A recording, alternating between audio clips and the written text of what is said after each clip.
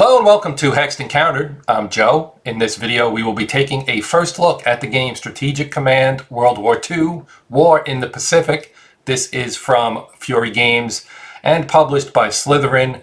This is the latest in the Strategic Command series. The game has been around for a while, or the series I should say has been around for a while, and they currently, I believe, have things ranging from 19th century stuff with the American Civil War all the way through World War I and World War II. This one is, as I said, an upcoming release. It will be released in a couple days on July 18th. We're just going to kind of take a quick tour here, and then I'll have some gameplay videos either on release day or shortly thereafter.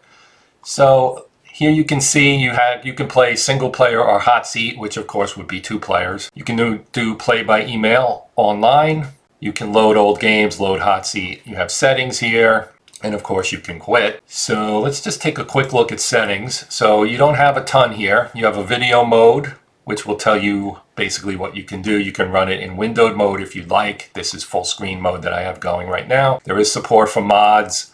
You have map scroll speed, and then you have sound and music volumes. You can also use the alternate date format, which would be day, month, year, as opposed to the basic month, day, year. That is the standard, I guess, or default. That's the better word for it. Default mode.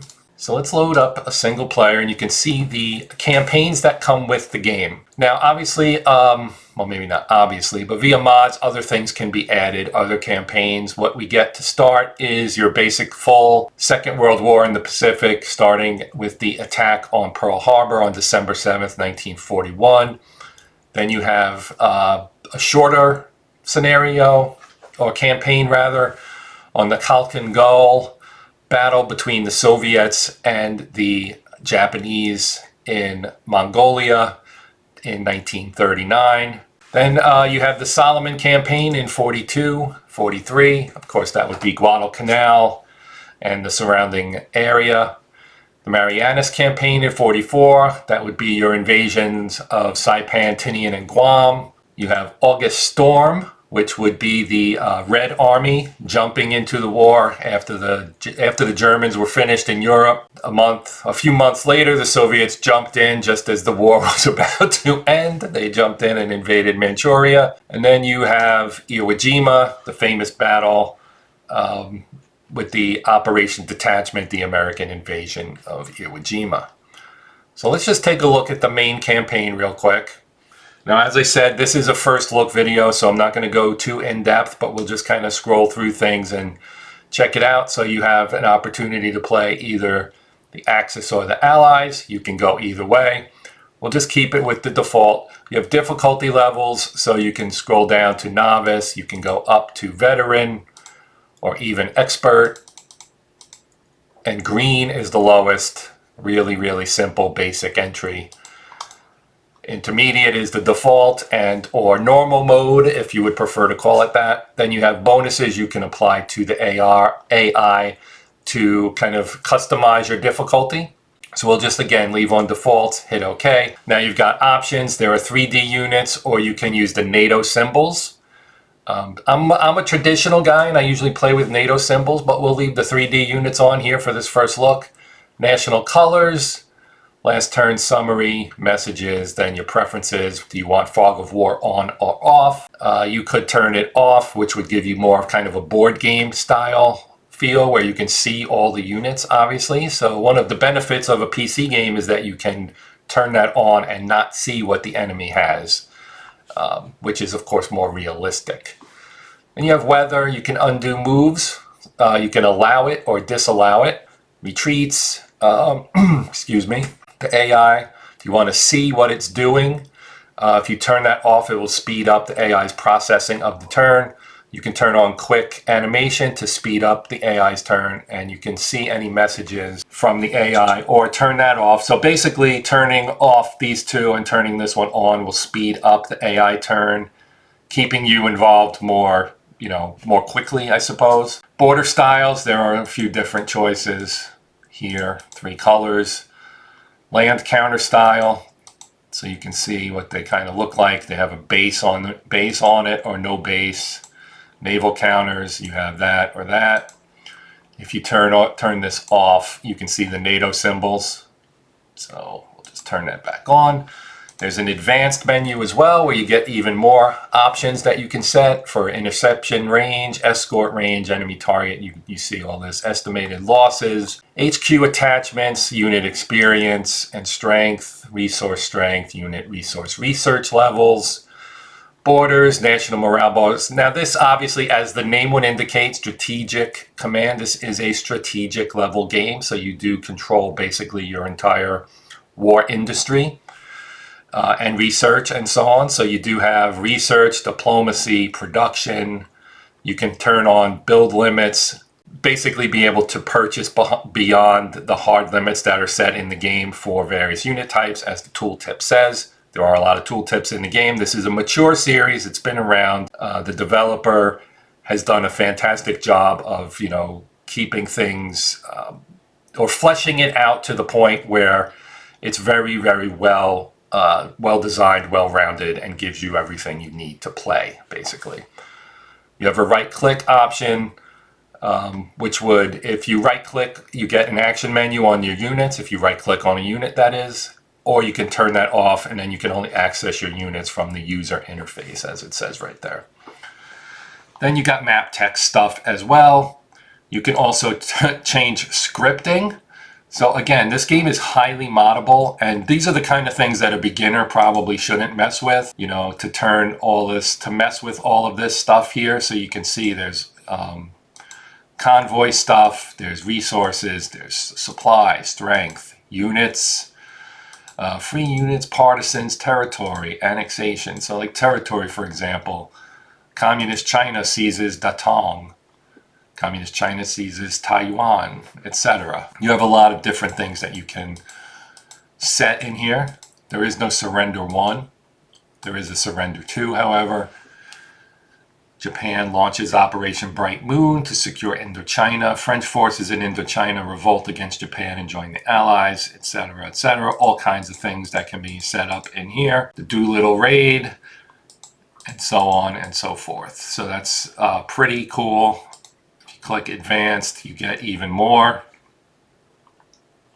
This is all AI stuff, and you can see there's a lot in here. So that is that. Now we can go back to our main screen. We're loading our campaign here so that we can actually begin play. And our turn has begun. You can see you're getting intelligence report, you get an intelligence report, and then you get World War II in the Pacific has begun. We've got an image of Japanese planes on the carrier deck getting ready to take off. Tora, Tora, Tora. So you get a message here to start off. As we enter into this new conflict to liberate our Asian allies from Western domination, we need to consider our strategies going forward, etc., etc. I won't read this out because when I do my gameplay video, we will probably play this scenario anyway and go through the beginning of the war just to kind of give you a look at what it looks like. And as I said, I plan on doing that either on the day the game comes out, which is July 18th, or very, very shortly thereafter, maybe the next day or over the weekend. We will see. Okay, so strategic advice. So you see we're moving around and getting various looks at various areas. The most recent one, of course, was the Hawaii area. This is about an alliance with Thailand, and we can dismiss that. Now we're looking at the Philippines, and now we are in China. So you get a lot of messages, a lot of strategic advice for the various areas, avoiding war with the USSR, which is obviously in the interest of the Japanese, and the Soviets themselves have their hands full at this point in time in December of 41. Their hands are very full with the Germans that have basically reached the gates of Moscow. So you get that, and then we go back here. Finally, we're ready to begin our turn.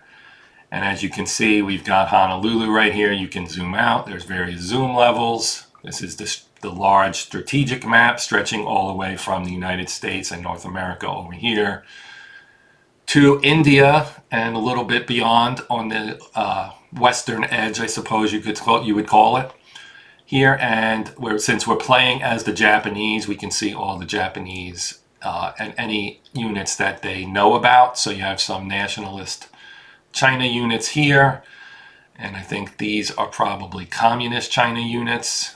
That would be my guess. We can go take a look. You have a mini map down here. So if we scrolled out, these are Soviets up here. I would guess those must be communist Chinese.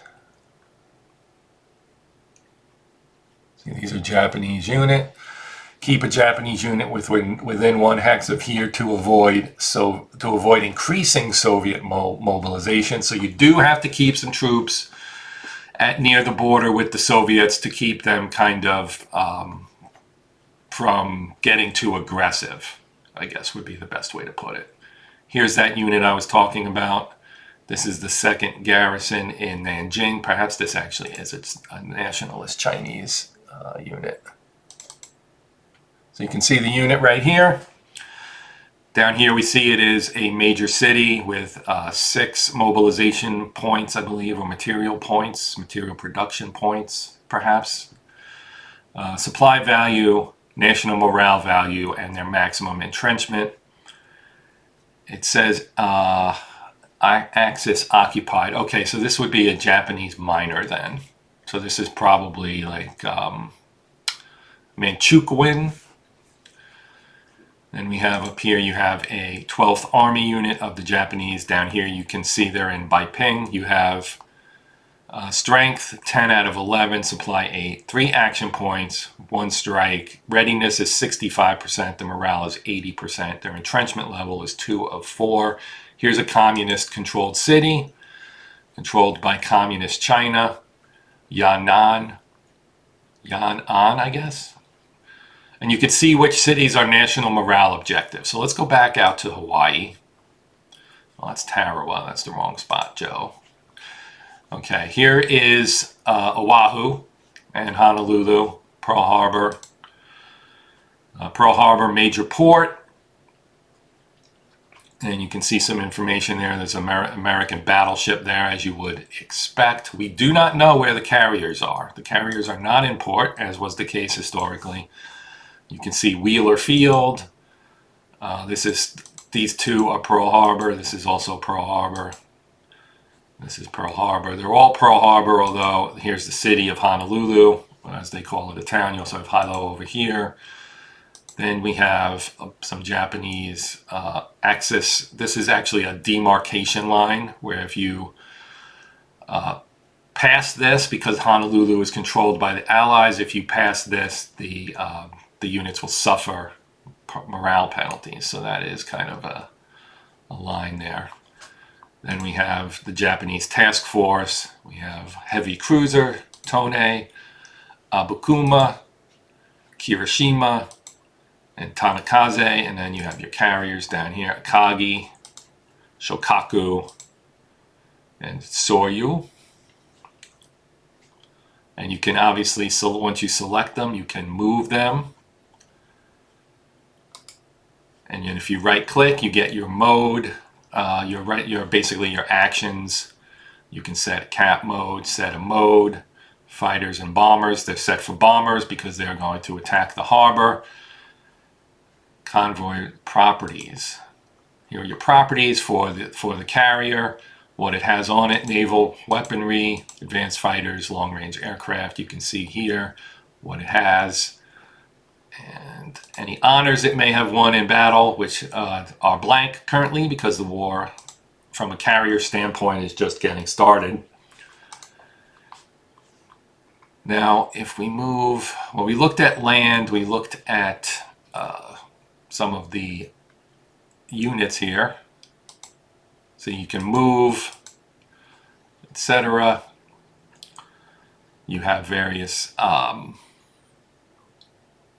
you can see some of the zones of control for the carrier, for the battleship here.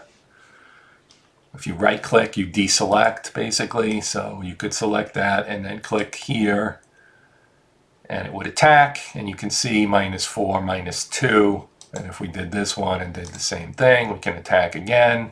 We've destroyed that battleship. And then we can send a Kagi here to attack this one.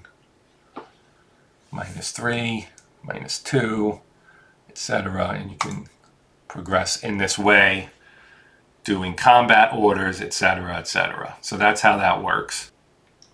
So if we wanted to look at some other things, let's deselect here.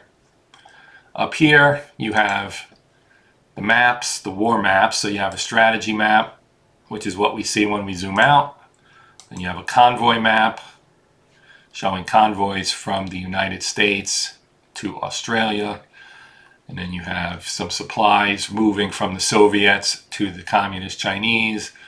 And then you have your own convoys, which are marked in blue, to supply your armies in Manchuria and Indochina and Thailand. Well, actually, that's a neutral one, it looks like, maybe.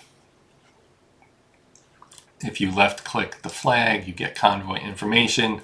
Indochina ships iron and rubber to Japan, destination Nagasaki, 18 MPPs at 100%. If we clicked on that, you can zoom in and actually see the convoy. And let's see, so you have purchase. This is where you would purchase units and so on. So you have purchase, you have production, and you can see what's already in your queue. So we've got a carrier coming on January 15th, rather, and then some aircraft on January 43. Then you have other ships that are coming and where they're being built. So you see here Hiroshima, Hiroshima, Yokohama, Yokohama. Then you have some units here of various types. And we can scroll down. Maybe we can't scroll down. So basically it's divided by 2-month periods, and then you also have the years. So you can see that 42 and then 43. We have a 44 over here, we have a 44 here, etc., etc. You can buy anything you want in certain areas. So you can say we want to buy a new core. It tells you how much it costs. And it tells you how much you have available over here. So we have enough to buy this if we wanted to, but that's pretty much all we would have. And then you can also give it a name, a name that's appropriate for these things. You can buy engineers. We cannot buy a cavalry, maybe. Oh, I guess we could buy it, but they're outmoded, I think is what the red means. You have heavy artillery, anti-tank. You can buy bombers. You can buy super battleship, which costs a whole lot of MPP. A battleship, heavy cruiser, light cruiser, destroyer, escort carriers, fleet carrier, also very expensive. That's why it's not good when they get sunk. And you can buy submarines, motor torpedo boats, etc. So you get the gist there. You have new units. Here's diplomacy, so you can see your relations with other countries that are not already involved in the war, such as the Soviet Union, and then these kind of more minor countries there. And you can also choose to declare war from this screen. And you have your research tab, where you can research various types of war material and units, and basically improve the capabilities of your infantry weapons or your heavy bombers or whatever you choose to focus on. And here's your research points that are available, or your total pool. Here's what's available, and here's what you're currently funding. And then we have reports, and there are various reports by nations. So you can look at the US, you can look at the Soviets, the Chinese, the Communist Chinese, the Australians, the Japanese, and the Commonwealth, or the British Empire, I guess, in general. And you can also see them over here. And total strength, you can see Japan is in a pretty strong position here with land forces, air forces, and naval forces. So they're starting in a position of strength. That will gradually shift as the U.S. gets more involved in the war and the war production ramps up. There are graphs for various things. These are all going to be blank right now since we're just starting. But these are ways you can track information during the game. Over here we have our settings menu, or options rather, which is basically what we already saw. So if you decided that you wanted to change to NATO units midstream, you could. Then we also have our help or info screen here. You would have access to the manual, to your strategy guide, to your victory conditions, and you can set hotkeys with that. You can of course save your game, and you can of course quit your game.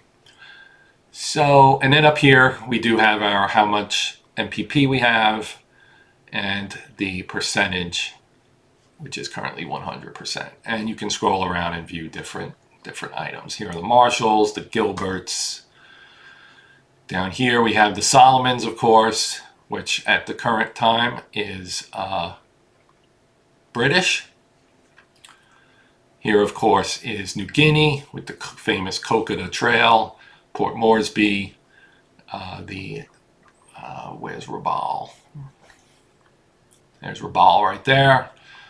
And then, of course, down here you have Australia, you have New Caledonia, the New Hebrides, the Fiji Islands, etc. Everything is where you would expect it to be. So I think that's going to do it here for our first look at this game. Again, this is Strategic Command, World War II Pacific, and this will be released on July 18th. I wanted to do a first look, as I mentioned, and we will be doing a playthrough to kind of start to go through the game and show how it works as we get closer to or on the day of the game release. So as always, thank you for watching. I hope you enjoyed the video. Please consider liking, sharing, and or subscribing. Leave comments or questions, etc., etc. But that will do it for this one. My name is Joe. This is the Hexed Encounter channel. And until next time, as always, happy gaming.